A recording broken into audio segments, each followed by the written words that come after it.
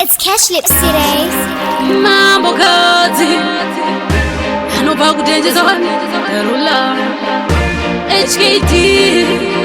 Your Cash Lips. This your one goes to the man who belong to the boy. Apasipe kutanga pandinoti ndada Saka kana ndada ndinengenda toda Ushika kumakumo pandoti ndafa Baby pandiri usava Ninofara Tiwa unoita nifara baby Nikarwara Kango kuona na feel alright Pandorara Tiwa mandino rota baby Upakudara Moyo wangu jingoda yuwewe baby Nochiziva pale opo sata karangana Moyo wangu pauri wakagara Tandinoda rudorwa tinotambizana Saka iva wangu ndekatisa chinyana Tariza mberi wotariza kumashure Kwatapira tichidanana kwa bakure Destination ilipo ndeya mumambure Saka mira ndishidure Kaninofara Tiwa unoita nifara baby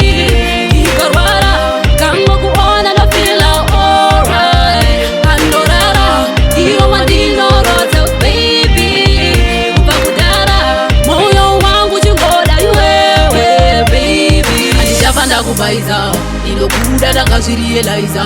Ojikwadere, you are the right one Saka nekuda kwerudo na nyora sang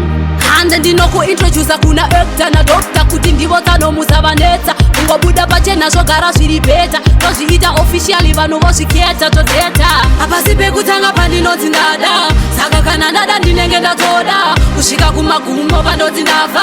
Baby pandiri usava Nofara, tiwo unoita nifara baby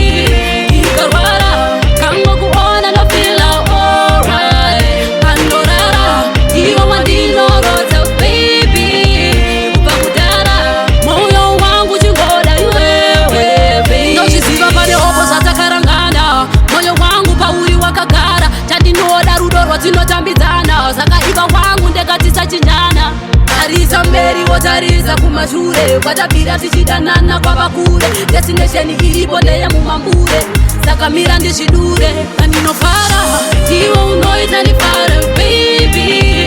Ikarwara Kango